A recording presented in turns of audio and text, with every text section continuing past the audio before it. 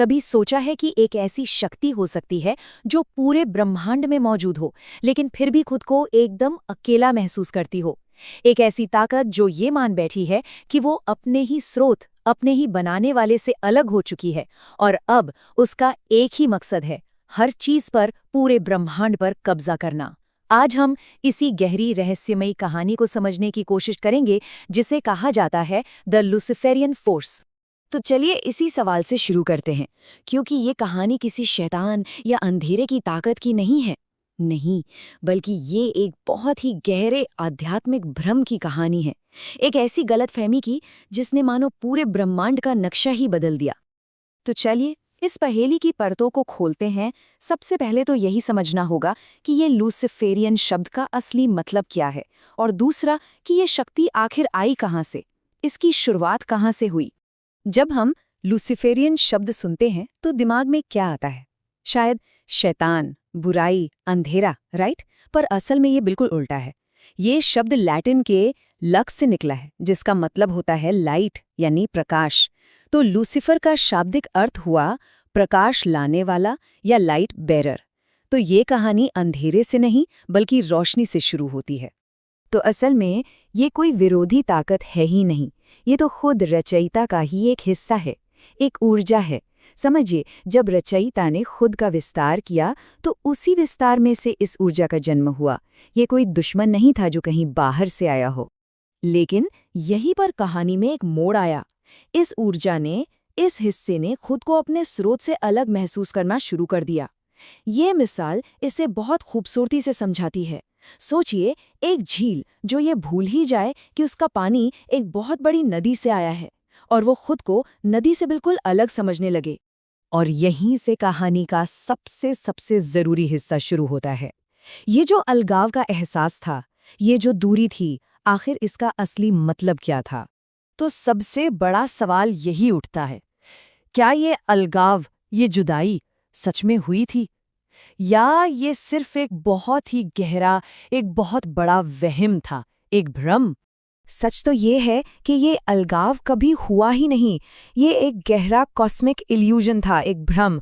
उस ऊर्जा ने बस ये यकीन कर लिया, ये मान लिया कि वो अलग है। हकीकत में ऐसा कुछ भी नहीं हुआ था। देखिए, बुनियादी नियम ये है कि जो चीज़ रचयिता का एक हिस्सा है, वो हमेशा हमेशा उसका हिस्सा ही रहेगी। वो सच में अलग हो ही नहीं सकती। लेकिन वो जो विश्वास था ना कि मैं अलग हूँ, उसी एक विश्वास ने, उसी अहंकार ने सब कुछ बदल कर रख दिया। तो इस एक भ्रम का नतीजा क्या निकला?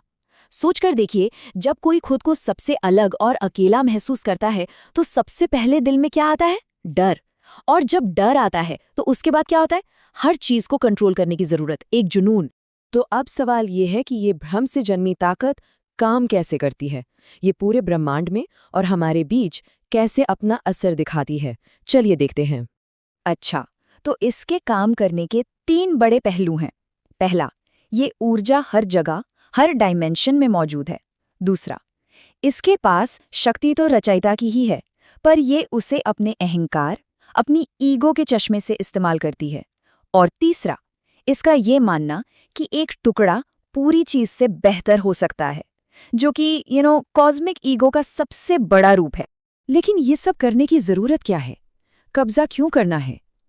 क्योंकि जब कोई खुद को अकेला और अलग महसूस करता है तो उसे लगता है कि उसे खुद को साबित करना होगा। वो सोचता है, अगर मैं अलग हूं तो मुझे दिखाना होगा कि मैं बेहतर हूं, मुझे रचयिता की जगह लेनी होगी। और पता है, ये जो कंट्रोल का जुनून है, ये सिर्फ ऊपर ब्रह्मांड में नहीं है, ये हमारे बीच इंसानों में साफ साफ दिखाई देता है। जब कोई लीडर पूरी दुनिया पर कंट्रोल चाहता है, या जब कोई विचारधारा कहती है कि हर किसी को बस हमारी तरह ही सोचना होगा, या वो सिस्टम जो तय करते हैं कि लोगों तक कौन सी जानकारी पहुंचेगी, ये सब उसी एक कॉस्मिक ऊर्जा के अलग अलग चेहरे हैं। और सबसे दिलचस्प बात क्या है जानते हैं? ये कहानी कोई नई नहीं है। दुनिया की लगभग हर बड़ी आध्यात्मिक और धार्मिक परंपरा में इस अलगाव की शक्ति का जिक्र मिलता है। हाँ, नाम अलग अलग हो सकते हैं पर कहानी वही है। जैसे क्रिश्चियनिटी में लूसीफर की कहानी है, जो गॉड के बराबर बनना चाहता था। हिंदू धर्म में अहंकार का कॉन्सेप्ट है, जो हमें ब्रह्म यानी उस एक चेतना से अलग महसूस कराता है। इस्लाम में इब्लीस की कहानी है जिसने खुद को दूसरों से बेहतर समझा। और नॉस्टिसिज्म में डेमियर्ज है, एक झूठा क्रिएटर। नाम भले ही अलग हों पर कहानी एक ही है, एक ऐसी शक्ति जो अलगाव और कंट्रोल में यकीन रखती है। तो अब आते हैं सबसे बड़े सवाल पर। इस पूरी कॉस्मिक कहानी का हम पर क्या असर होता है और इसका अंत क्या है? क्या ये हमेशा ऐसे ही चलता रहेगा? देखिए, इस कॉस्मिक ड्रामा का स्टेज मानवता है। हम ही वो युद्ध का मैदान है और हम ही वो जरिया हैं जिसके थ्रू ये ऊर्जा काम करती है।